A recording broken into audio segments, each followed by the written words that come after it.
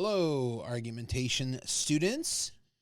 This video is for Unit 1. We're talking about inroads and beginning starting points for thinking about argumentation. I thought I'd put myself here, the Roman Senate, or at least an artist's depiction of it, not from the time, I don't think. But, kind of a romantic notion of it, because as we start to think about argumentation, all of our historical, pop culture references, everything we've been told about what argumentation is comes up. And the goal of the class is to get you to understand argumentation and be able to provide your own definition of it, what it means, what it's good for, if anything, and all that. The last lecture was the first lecture. This is lecture 2 in the series. The last one was about kind of the general aim of the class. There's a Google document that I've linked in Discord and I've linked on Canvas that will have all the notes that you see in all these lectures available for you to look at, to kind of use on your own. You can copy, download the document, do your own annotations to it. I'm not much of a PowerPoint guy. I'm more of a kind of like to talk and kind of write things down like I would in the classroom.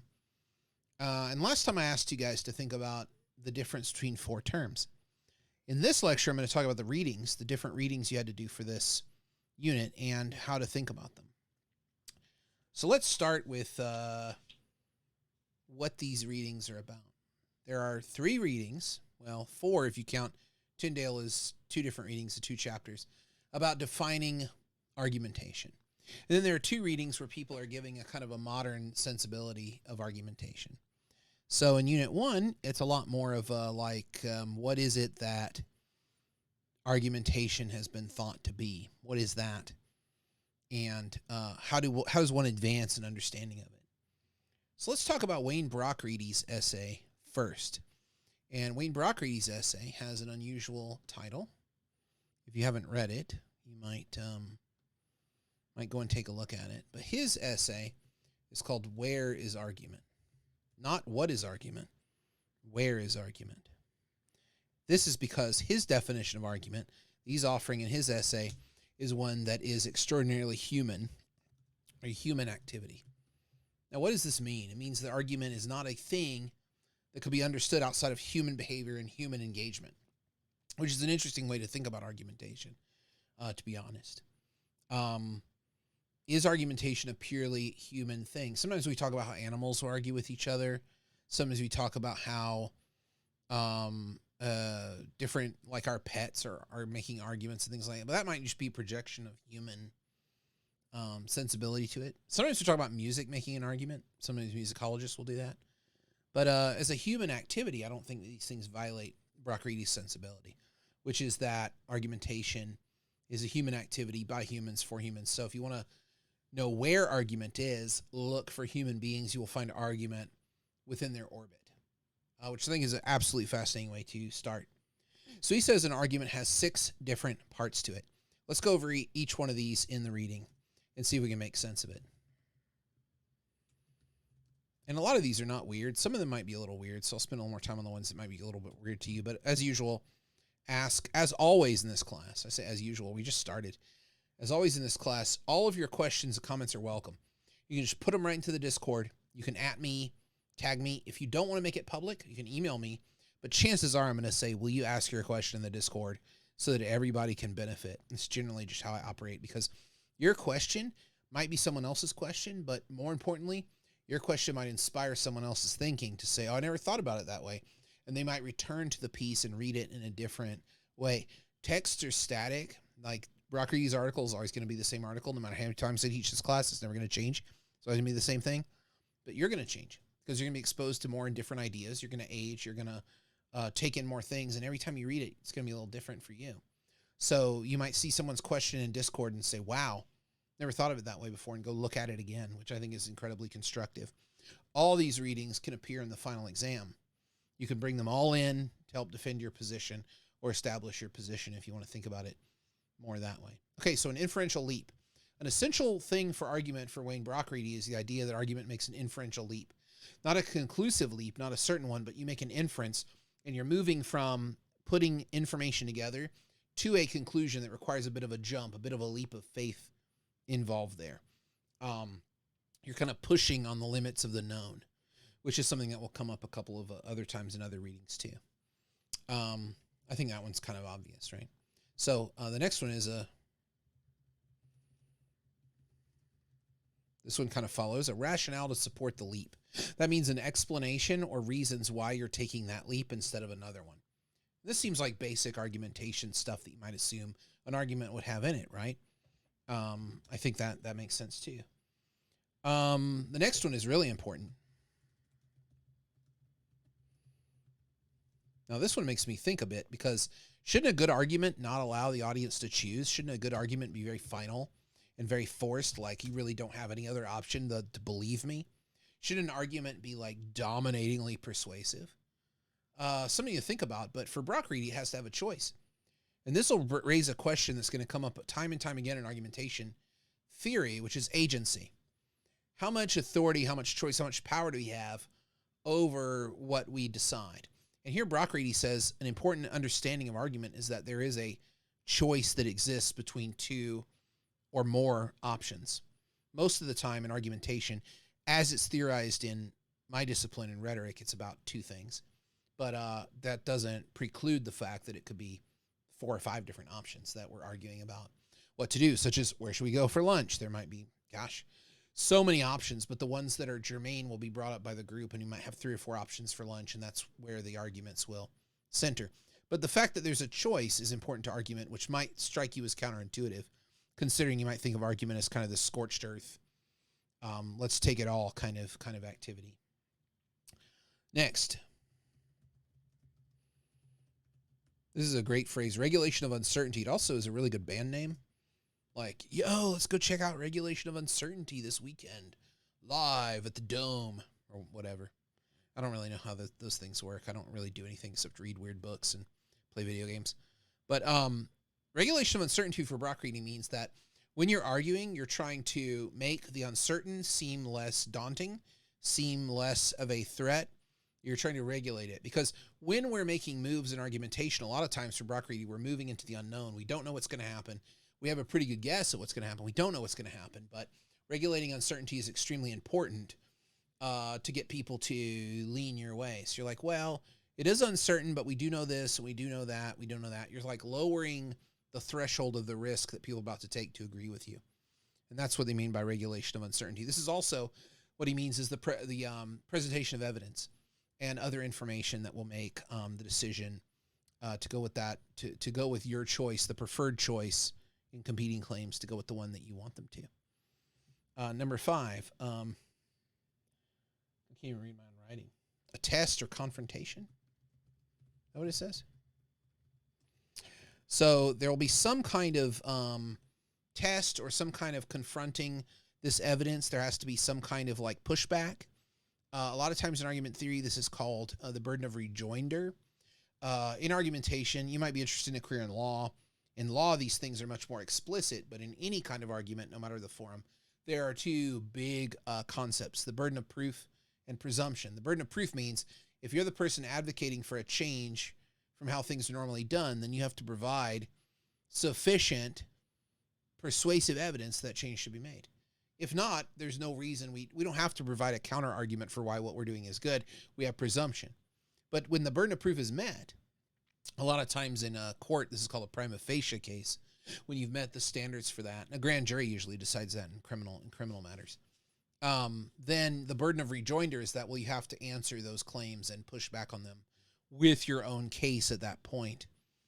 So this is the burden of rejoinder element of this, which is an argument will have some kind of confrontation, some kind of test of it, some kind of pushback to make sure that it's really actually well constructed and makes sense and is actually a good argument that we feel ethically and intellectually that we can agree with it and do the thing. So the last one is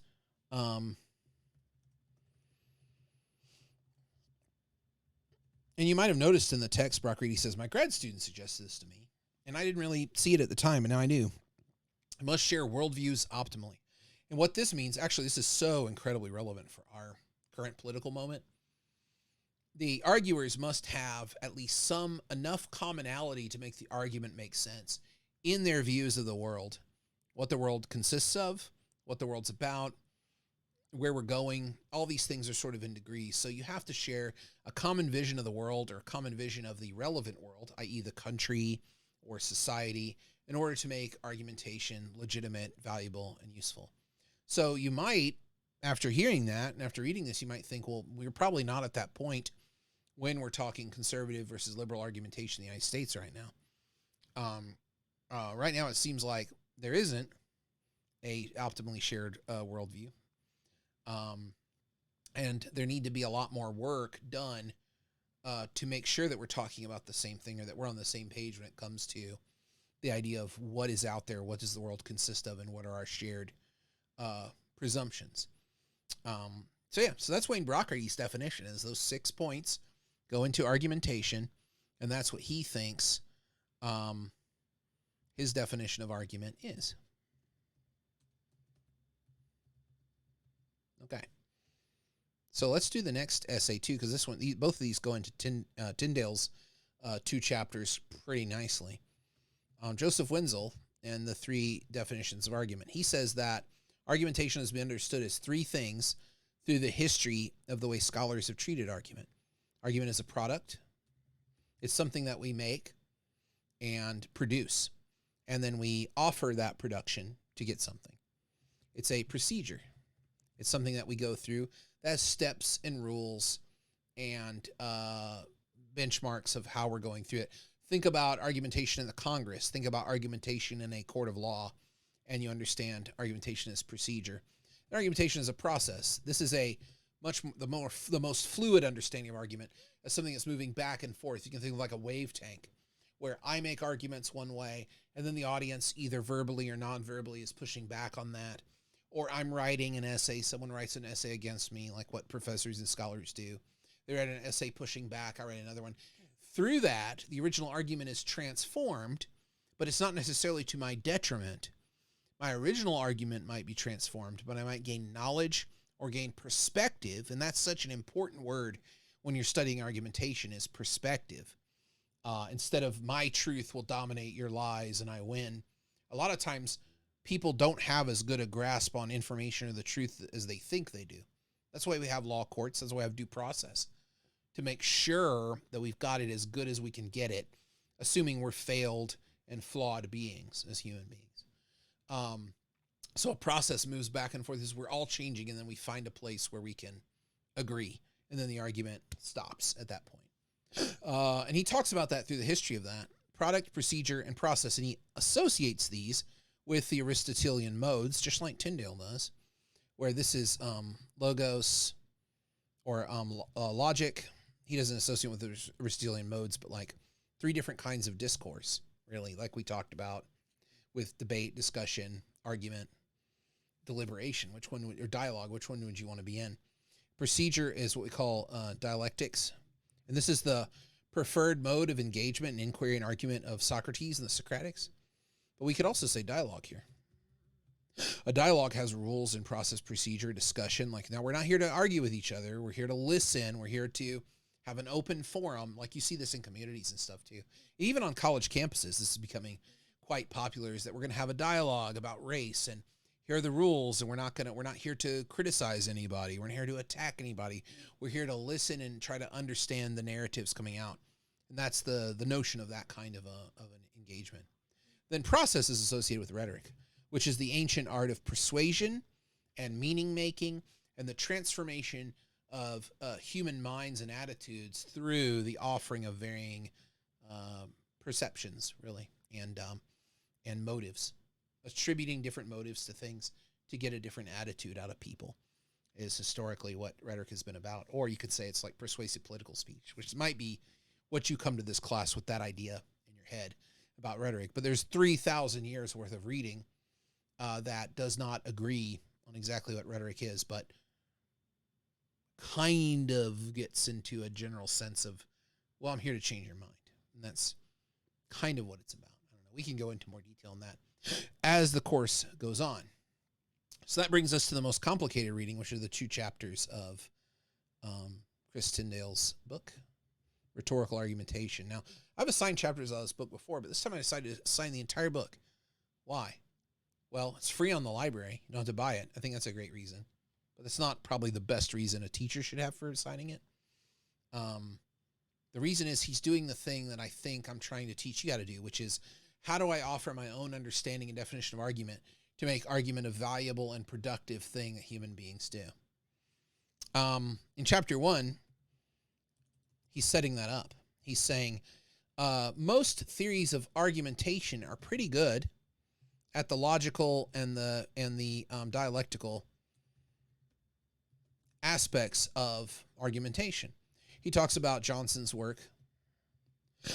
recent work. I don't know if it's still that recent. This book is like maybe 2002. Johnson's recent work where Johnson says the logical and the dialectical are merged, that you don't really have argument unless somebody's meeting their dialectical obligations. That is, following the procedure, pushing back, answering questions, engaging in a exchange of some kind. But it's not rhetorical in the sense that it doesn't bring in the broader sense of things. The broader, what does he say? I have in my notes here, the exchange between audience and arguer, and how that when you argue in the rhetorical sensibility, the audience is influencing your argument and diluting it or strengthening it in different ways. You have in your head what you want to prove, but the encounter with the audience alters it into this third thing that neither audience or rhetor or arguer has come up with. It is made by the forces, or we could even say the desire of rhetoric itself, if we wanted to go that far to give rhetoric its own agency, which some people do. So he talks about Johnson and says that it's not dynamic enough to be an argument theory that really accounts for everything that we need in a robust theory of argument. Then he talks about a theory of argument called Pragma Dialectics. And this one, Pragma Dialectics, as you know, dialectical, we talked about in the last class, is like the Socratic mode of engagement and inquiry, which is where there are a rule-based exchange goes back and forth between us as we get to the bottom of the question. The rules are things like every question must be honestly answered. Like, think about Socrates' rules in these dialogues you read in other classes. Every question must be answered directly. It must be answered to my satisfaction and yours before we move on. At any point, if we recognize a flaw in our reasoning, we are obliged to go back to that point that we agreed on and reinvestigate it. So this is something that it takes a lot of time, and it takes intense concentration, and it takes really a large amount of trust to have that level of honest exchange with another person. If you really think about it, there's probably very few people in the world that you could have that kind of conversation with. And even then, it's like hard to know if you're really engaging them directly, honestly, the way Socrates would want it done. I don't know if it's possible, really. But that's for another class, another discussion for another class. Socrates thought it was possible, and a lot of people still do think that dialectics is possible. But it's not robust enough. So Pragma Dialectics is the idea that we can use dialectical reasoning in a pragmatic way to reach agreement or to get argument productively done. Pragma Dialectics is a 10-step critical model of discussion that makes sure we don't make any mistakes as we're trying to settle a difference of opinion. And Tyndale rightly asks in the chapter, is that what argument is supposed to do? Is it supposed to settle a difference of opinion, or does it have other roles? And I think this is like such an important part of the chapter, because you might think argument is a set thing because of your assumptions culturally or from what you've read or your experiences, all legitimate, but you might think that argument's a set thing that's out there.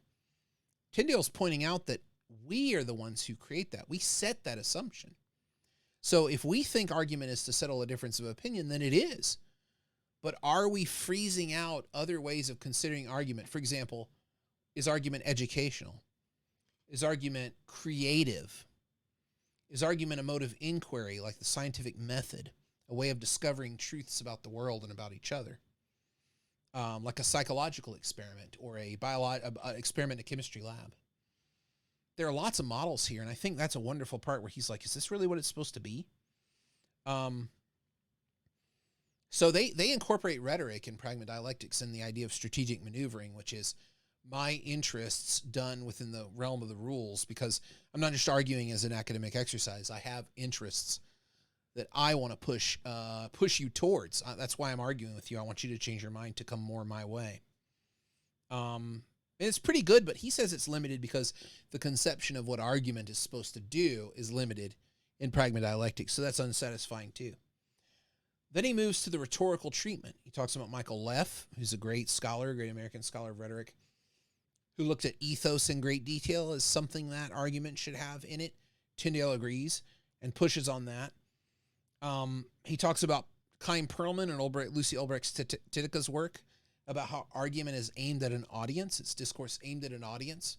And that's pretty much where they leave it. Aimed at an audience for what? To change the audience, to move the audience, to educate the audience. All these things are possible. And then he moves to Aristotle and the tripartite division of artistic proof, logos, pathos, and ethos.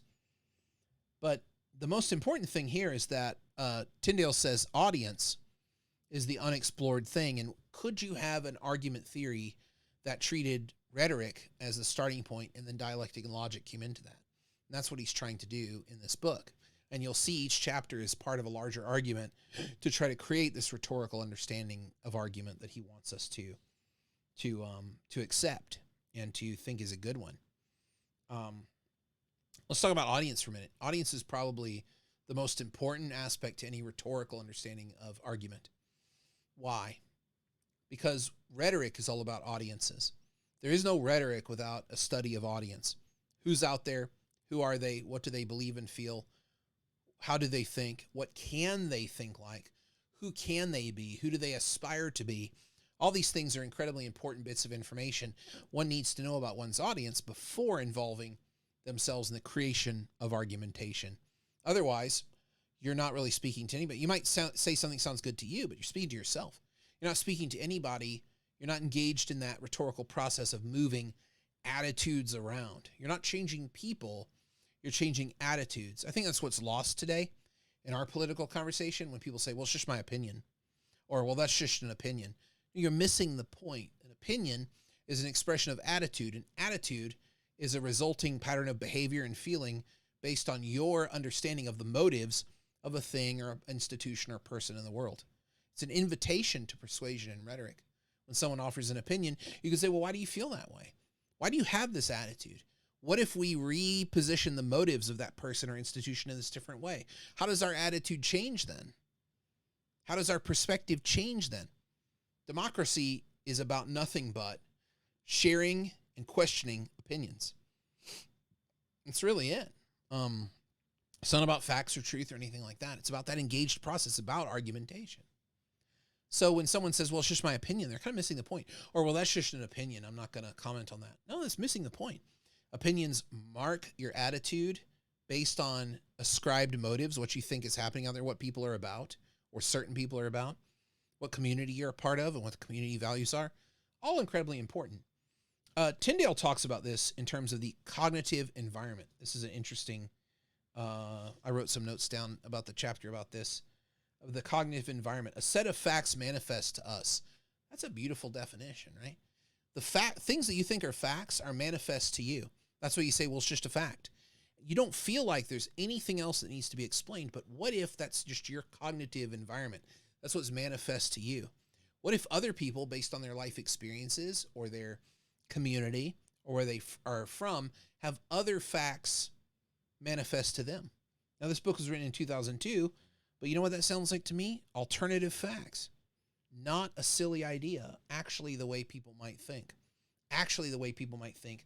Facts are obvious and clear to me, and if you don't believe in my facts, well, then I don't know what to do with you. You're just an idiot. No, that means they come from a different environment where those things don't manifest as fact. That's a very powerful notion, and one that I think really does make argument extremely important.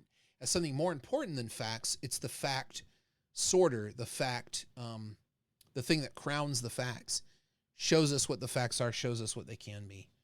Really good stuff. And then the argumentative situation is the last part of chapter 1. How the speaker and audience interact. And that one of the important things about a rhetorical theory of audience is that they must be co-authors. So at the end of chapter 1,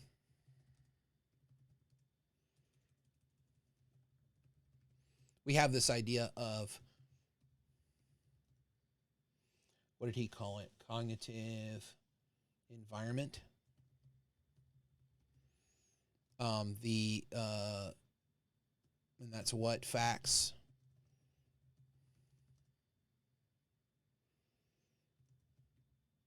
So facts are not universal. They come from culture, right? If you think about it, go back and look at what counted as a fact in like 1600, and you'll see that they're cultural and they're not based on bad instrumentation, but different instrumentation. And it's going to change again. 1,000 years from now, somebody's making fun of our science right now, saying, they're so dumb. They thought that DNA was real or whatever, right? You never know what they're going to do, but they're going to make fun of us. It's true. That's probably a bad example, but maybe not. You never know what think about what was discovered in the last 500 years. Now go 1,000 years in the future, your mind will be blown. You think about what they're going to discover and what they're going to see as their tools. The argumentative situation is how the arguer and the audience become co-authors of the argument. Wow, look at my bad spelling, kids. The auger? No. Yeah, there we go. So these are important conceptions for Tyndale.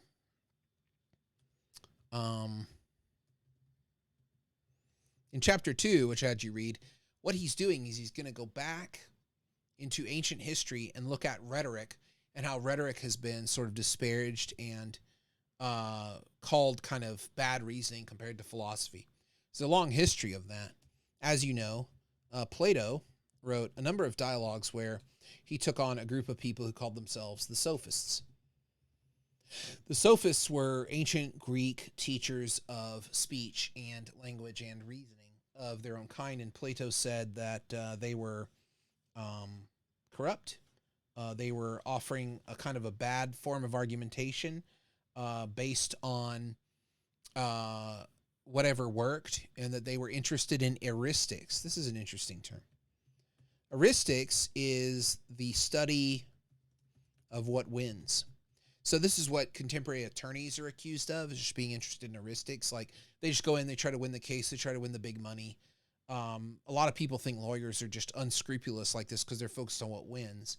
But most attorneys, when you talk to them, would say something like, I'm focused on providing the best possible legal argument, legal defense for my client. That's a very different kind of thing. So along the same lines of that, Tyndale is talking about how the sophists get a bad treatment because they are held to a standard of argument that might not be what argument is about. Remember, in Pragma Dialectics is a great theory of argument in chapter 1. If you think that the purpose of argument is to solve a difference of opinion, it might not be. Argument has a number of different functions, as we'll see as we go through the class. So sophistic argument is based upon setting opposites against each other, probability, and reversal. We are exploring our perspective and what we really know in sophistic argument. We're not trying to get to the truth or to the best idea, but we're exploring possibility. We're exploring whether or not a position holds based on what it's positioned against. And we're exploring what happens if we assume the opposite is true, reversibility, or the paratrope, which is an ancient term for the setting of what is not and then reasoning from that. Not necessarily a counterfactual, but pretty close. With this in mind, the sophists are using argumentation as a perspective to imagine new worlds and imagine new perspectives on the world that we have. They're not interested in achieving some kind of philosophical truth like Socrates and Plato. Not interested in achieving some kind of absolute position. In fact, Tyndale points out that a lot of the sophists said that human beings are the measuring stick of what's bad and good, because two people can feel the same wind, and one can say it's cold and one can say feels pretty nice. With that in mind, that's what they're trying to do. So in chapter 2, I'm not going to spend a lot of time on it. I might return to it in another lecture because I don't want to, keep you here too long. But in chapter 2, he's trying to say, look, there's a lot more here to rhetoric than simply delusion, trickery, manipulation, the kind of things that rhetoric gets accused of. in common parlance today and common speech today. Instead, rhetoric, as conceived by the ancient Greeks who were opposed, or who Plato opposed, I don't think they were opposed to Plato and Socrates. I thought they thought of them as part of what they were doing. But Plato and Socrates opposed them and said they were incredibly bad influence on Athens because they weren't pursuing truth. And in a way, it's kind of true that they weren't pursuing truth. But what they're pursuing is perspective. And what can we imagine the world to be like? What can we imagine it to be like? And that's kind of what they're doing there. The other two pieces in the reading, the Harper's letter, open letter about debate and open argument, and the other one, the Davies piece, Who Do I Have to Kill, are both modern. They came out this year. They're both modern definitions of argument, but they're implicit, and I'd like you to read those and try to tease out what you think the definition of argument is in those readings. You can do that in your paper if you want, or if you want to record a presentation for me for that assignment. You could talk about the two readings and say, now what do the signatories of the Harper's letter think argumentation is? What's their model? Based on what you've seen Wenzel, Brock-Reedy, and Tyndale do, what's their model? And what's Davies saying is lost from public deliberation? You know, he's saying the public can really just vote up or down on things. They can't get into the nuance of why. Is there a remedy for that? So you have a lot of options of things to talk about. I might record another Unit 1 lecture if you have any questions or anything else you want to know about it, but that's pretty much an orientation to the readings of what I wanted to cover for Unit 1. Ask your questions in the Discord. Ask your questions to me on email, and then I'll tell you to publish them in the Discord because they probably should be public. And yeah, that's Unit 1. Unit 2, I'll do the same thing. And please let me know if you think this is helpful or what else you need to help you really wrap your head around all of these different conceptions of argumentation.